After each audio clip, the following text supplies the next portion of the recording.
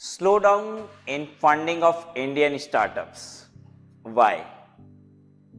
During this meltdown, if someone is greatly affected, are the startups only, and especially those startups that experienced boom during pandemic.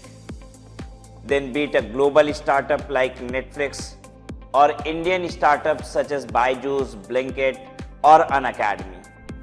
Because of which the 12,000 people who are working with these startups have lost their jobs in 2022. Yes, this total firing in the Indian startup scenario in the last few months.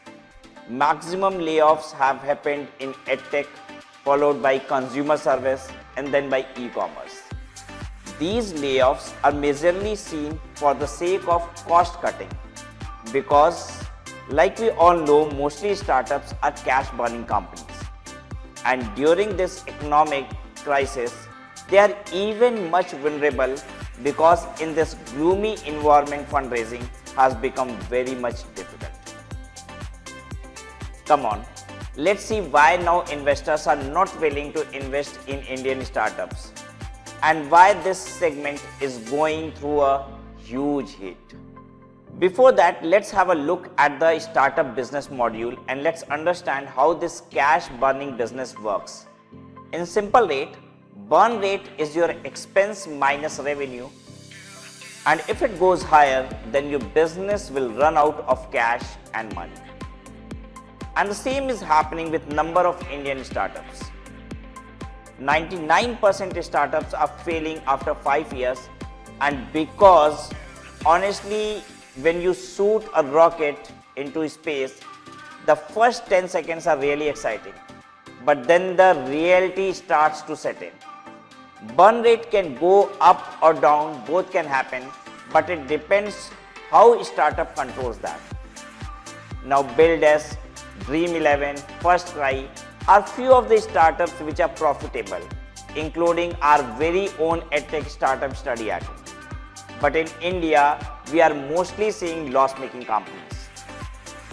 Now you just think why any investor might invest in such loss-making companies. So majority of investors are refraining from investing into startups, because of which we are seeing so many layoffs happening around. But if in such a way investors keep going away, then soon these startups might risk their even existence.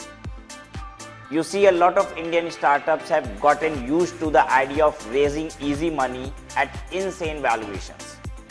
And because they had access to an insane amount of cash, they developed unsustainable business model in which they first focused on burning cash and getting users and then making profit. Now this cash is running out fast. Also, some startups didn't realize that their business models are time-bound and are bound to either slow down or fail after its due time. However, the startup funding will never stop completely. It simply cannot. But now VCs, even the bigger ones with lots of cash, will invest their money very carefully. Now they'll look closely if any startup is really sustainable, and will even think that whether it really deserves an insane valuation which it's demanding. And this will benefit the retail investors in long run, in fact, when the startups would go for IPO, because then we will not get such startups like Paytm whose valuation will go insanely high in the SEBI list. So what I understand is that business which is sustainable, self-sustainable, is sure to go. Thank you for watching.